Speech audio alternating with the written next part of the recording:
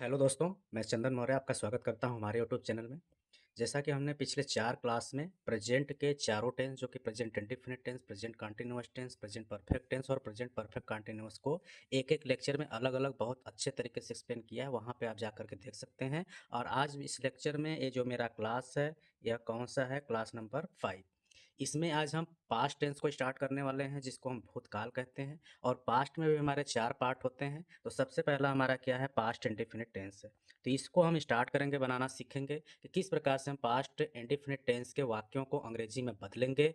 बहुत ही अच्छी तरीके से सीखेंगे। वीडियो को अंत तक जरूर देखिएगा जिससे कि आपको पास्ट टेंस से किसी भी प्रकार की कोई दिक्कतें न हो। तो आइए स्टार्ट करते हैं। तो सबसे पहले हमारा इसमें क्या होगा? आइडेंटिफिकेशन।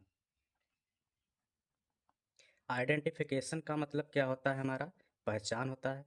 सबसे मेन काम हमारा होता है पहचानना। बहुत से बच्चे होते हैं वो पहचान ही नहीं पाते हैं कि हमारा कौन सा टेंस है। जब टेंस ही नहीं पहचानेंगे तो वाक्यों को बनाएंगे कैसे? तो सबसे मेन होता है पहचानना। तो सबसे पहले पहचानना होता है, तो यहाँ पे अब हम लेंगे किस प्रकार से हम इसको पहचानते हैं। तो इसमें क्या होता है? वाक्य के अंत में, मतलब जो हमारे पास वाक्य दिया रहता है उसके अंत में क्या क्या आएगा। जैसे मान लेते हैं, हो सकता है लिया, दिया, या फिर आया, आए, लिए। इस तरीके का वाक्य आपको देखने को मिलेगा। मतलब पास्ट है, इसका मतलब कि यहाँ पे आपको कार्य खत्म हुआ जैसा प्रतीत होगा। जैसे वह खाना खा लिया, वह स्कूल पहुँच गया, इस तरीके से वाक्य आपको देखने को मिलेगा। तो यहाँ से अब स्टार्ट करेंगे, उसके बनाने के नियम पे, रूल पे चलेंगे। रूल की बात करेंगे तो रूल में हमारा पहला इसमें क्या लेता हूँ मैं, कि इसमें जो वर्ब होता है, वर्ब का फर्स्ट फॉर्म प्रयोग, सॉरी सेकंड फॉर्म प्रयोग किया जाता है। अब सब्जेक्ट चाहे वह सिंगुलर हो या फिर वो प्लूरल हो, दोनों के साथ ही हमारा वर्ब का सेकंड फॉर्म लगाया जाता है। इससे पहले टेंसेस में हमारा अलग अलग होता है, लेकिन यहाँ पे पास्ट इंडेफिनिट में सब्जेक्ट या तो सिंगुलर हो या फिर प्लूरल हो, उसके साथ वर्ब का सेकंड फॉर्म ही प्रयोग किया जाता है। तो आइए पहले स्ट्रक्चर देखते हैं कि किस प्रकार से हमारा स्ट्रक्चर होता है। स्ट्रक्चर की बात करेंगे तो सबसे पहले हम सब्जेक्ट लिखते हैं। सब्जेक्ट के बाद हम क्या लिखते हैं? वर्ब का सेकंड फॉर्म। फिर उसके बाद क्या आ जाएगा? ऑब्जेक्ट आ जाएगा। फिर उसके बाद हमारा रहेगा अदर वर्ड। हमें बस इतना ही, इसमें हमारा कोई हेल्पिंग वर्ब प्रयोग में नहीं आता है। तो वाक्य से समझेंगे, जैसे वह खाना खा लिया। जैसे वह खाना खा लिया, तो वह का क्या हो जाएगा? ही हो गया। अब ही के साथ क्रिया अब लगाएंगे। वर्ब क्या है? लिया, खा लेना। खाना का क्या होता है? इट होता है। तो इसमें हमारा जो सेकंड फॉर्म होगा हो जाएगा एट, ही एट। अब क्या खा लिया? खाना, उसका क्या होता है? हमारा फूड। तो इसका मतलब कि हमारा वाक्य हो गया वह खाना खा लिया का ही एट फूड। ऐसे वाक्य और एक देखते हैं, जैसे उसने पानी पी लिया। वह पानी पी लिया, उसने। अब उसने का यहाँ पे अंग्रेजी क्या होता है? ही यूज करेंगे। अब ही के साथ पीना क्रिया है। क्रिया का पीना का क्या होता है? ड्रिंक होता है। ड्रिंक का सेकंड फॉर्म होता है ड्रैंक, ही ड्रैंक। उसके बाद हमारा क्या पी चुका है? पानी। पानी का हमारा क्या होता है? वाटर होता है। तो इस तरीके से हमारा ये जो अफर्मेटिव सेंटेंस था ये आपका अफर्मेटिव सेंटेंस का, हमने इस नियम को देख लिया, जिसमें हमारा सबसे पहले सब्जेक्ट होता है, वर्ब का सेकंड फॉर्म होता है, ऑब्जेक्ट होता है, अदर वर्ड होता है, और वाक्य भी हमने देख लिया। इसके बाद हम चलेंगे नेगेटिव सेंटेंस की तरफ। तो नेगेटिव, जैसा कि मैं आपको नाम से ही पता होता है, नेगेटिव को हम क्या कहते हैं? नकारात्मक।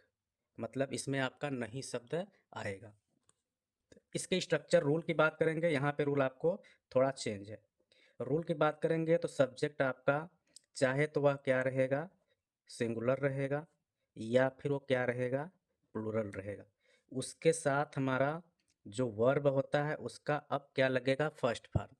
मतलब कि जो अफर्मेटिव सेंटेंस था बस वहाँ पे हमारा वर्ब का सेकंड फॉर्म लगता था, लेकिन जैसे ही हम नेगेटिव सेंटेंस में आएंगे वर्ब का हमारा क्या होगा? फर्स्ट फॉर्म लगेगा।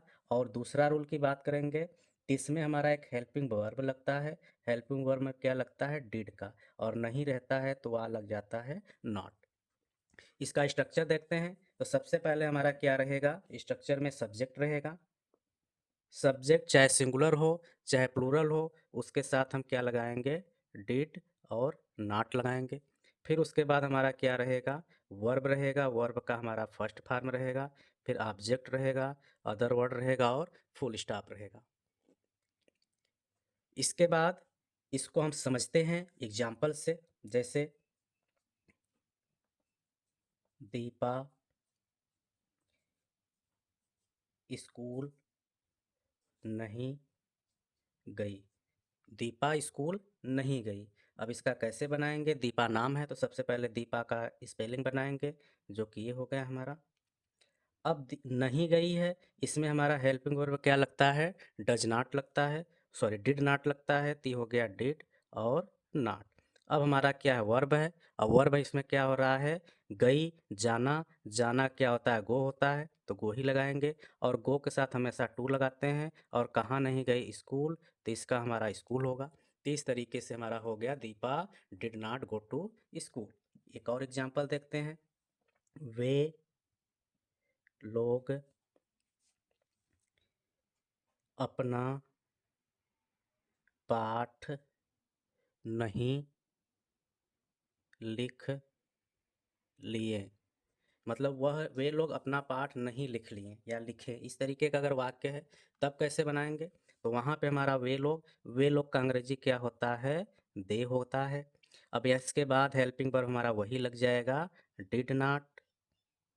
उसके बाद अब क्या लगाना है हमको, वर्ब लगाना है। इसमें क्या कार्य हो रहा है, लिखने का। लिखना क्या होता है, राइट होता है, तो राइट का हमारा जो फर्स्ट फॉर्म होगा वह राइट ही होता है। ठीक। अब उसके बाद क्या बचा, ऑब्जेक्ट बचा। तो क्या बच रहा है, अपना पाठ, तो दे के साथ अपना के लिए क्या होता है, दियर, और पाठ का lesson. They did not write their lesson. इस तरीके से हमारा ये नेगेटिव सेंटेंस का भी वाक्य हमने देख लिया। एक और एग्जांपल देख लेता हूँ। जैसे शेर हिरण का शिकार नहीं किया। शेर हिरण का शिकार नहीं किया, तो इसको बनाते हैं। शेर एक ही है, इसको हम क्या बोलते हैं, द लायन। ठीक। अब नहीं किया है, हेल्पिंग वर्ब इसमें डिड नॉट लगता है, तो डिड नॉट अप्लाई करेंगे। इसके बाद वर्ब की बात करेंगे, तो वर्ब हमारा क्या है, शिकार किया, शिकार करना। शिकार करना क्या होता है आपका, हंट। अब किसका शिकार नहीं किया है, हिरण का, तो हिरण का क्या होता है, का है, तो का के लिए ऑफ लगाएंगे, और हिरण का क्या होता है, डियर। तो इस तरीके से हमारा ये नेगेटिव सेंटेंस का भी वाक्य हमने समझ लिया। आगे चलते हैं इंट्रोगेटिव की तरफ। इंट्रोगेटिव सेंटेंस को देखते हैं, जिसे हम क्या कहते हैं, प्रश्नवाचक वाक्य। अब प्रश्नवाचक वाक्य से हमें प्रश्न पता चल रहा है कि इसमें जो ऐसे वाक्य आएंगे जिसमें प्रश्न पूछा हुआ गया होगा, तो इसको भी बनाते हैं। लेकिन जो प्रश्नवाचक वाक्य होता है हमारे दो टाइप का होता है। पहला क्या होता है, जब क्वेश्चन वर्ड वाक्य के प्रारंभ में आए। जब वाक्य के प्रारंभ में आता है क्वेश्चन वर्ड, तो हमारा फर्स्ट टाइप का होता है, और उसको बनाने के लिए रूल जो होता है वह अलग होता है। तो कभी भी जब क्वेश्चन वर्ड वाक्य के प्रारंभ में हो, तो वहाँ पे हम उस क्वेश्चन वर्ड की अंग्रेजी को नहीं लिखते हैं, सबसे पहले हम उसके हेल्पिंग वर्ब को लगते हैं। तो सबसे पहले हमको अप्लाई करना पड़ता है डिड को। फिर उसके बाद हमारा रहेगा सब्जेक्ट रहेगा, फिर हमारा वर्ब का फर्स्ट फॉर्म रहेगा, फिर ऑब्जेक्ट रहता है, फिर अदर वर्ड रहेगा, और इसमें लगता है क्वेश्चन मार्क। एग्जाम्पल से समझेंगे। जैसे क्या तुमने खाना पका लिया, क्वेश्चन मार्क। क्वेश्चन पूछा क्या जा रहा है, क्या तुमने खाना पका लिया। अब क्या प्रारंभ में है, तो इसकी अंग्रेजी हम नहीं लिखते हैं। बहुत से बच्चे क्या होते हैं, लिखते हैं और वाक्य हमारा गलत हो जाता है। तो सबसे पहले हमें हेल्पिंग वर्ब यूज करना पड़ेगा, जो कि क्या है, डिड होगा। तुमने का क्या होता है, यू होता है। अब क्या इसमें पूछा गया है, वर्ब हो रहा है पकाना। पकाना क्या होता है, कुक होता है, उसका फर्स्ट फॉर्म में होगा कुक। क्या खाना पका चुके, खाना, खाना का क्या होता है, फूड होता है, और लास्ट में क्वेश्चन मार्क। तो हो गया हमारा डिड यू कुक फूड। इसी तरीके से हम आगे क्वेश्चन देखेंगे। जैसे एक और एग्जांपल देखते हैं, क्या मैं अंग्रेजी पढ़ा लिया? क्या मैं अंग्रेजी पढ़ा लिया? अब इसकी वाक्य का वो ट्रांसलेट करने की बात करेंगे तो कैसे बनेगा। अब क्या से प्रारंभ है तो इसकी अंग्रेजी तो हमको लिखनी नहीं है, लेकिन जो हमारा मैं है, ये मैं जो होता आई होता उसके साथ भी हमें हेल्पिंग वर्ब क्या लगाना पड़ेगा, सबसे पहले डिड लगाना पड़ेगा।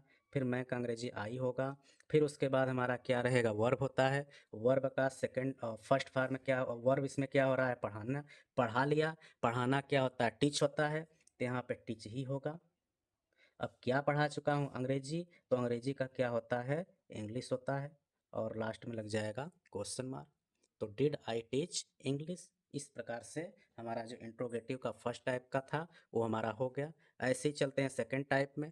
तो सेकंड टाइप में हमारा किस प्रकार का पहले वाक्य होता है वो देखेंगे। तो इसमें हमारा क्या होता है, जब क्वेश्चन वर्ड वाक्य के बीच में आए, मतलब कि जो क्वेश्चन वर्ड अब होगा वो वाक्य के प्रारंभ में ना होकर के वाक्य के बीच में आएगा, तो वहाँ पे हमारा रूल चेंज हो जाता है। तो उसको बनाने के लिए सबसे पहले हम क्वेश्चन वर्ड की अंग्रेजी को लिखते हैं।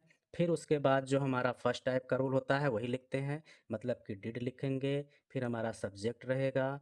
फिर उसके बाद वर्ब का फर्स्ट फॉर्म रहेगा। फिर उसके बाद ऑब्जेक्ट रहेगा, अदर वर्ड रहेगा, और लास्ट में क्वेश्चन मार्क रहता है। एग्जाम्पल से समझेंगे। जैसे रेखा स्कूल क्यों गई। क्वेश्चन क्या पूछा गया है, रेखा स्कूल क्यों गई। तो ये क्यों क्या है, क्वेश्चन वर्ड है, तो इसकी अंग्रेजी को हम सबसे पहले लिखेंगे। क्यों का अंग्रेजी हमारा क्या होता है, वाई होता है।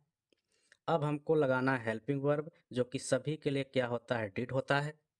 इसके बाद सब्जेक्ट की बात करेंगे, सब्जेक्ट नाम है रेखा, तो रेखा ही लिखेंगे। अब वर्ब की बात करेंगे तो वर्ब इसमें क्या है, जाना है, जाना का होता है गो, गो के साथ लगाते हैं टू। ऑब्जेक्ट या अदर वर्ड में क्या बच गया, स्कूल, तो यहाँ पे क्या रहेगा, स्कूल रहेगा, और लास्ट में क्वेश्चन मार्क हो जाएगा। ऐसे एक और एग्जांपल देखते हैं। जैसे कि वह क्रिकेट क्यों नहीं खेला।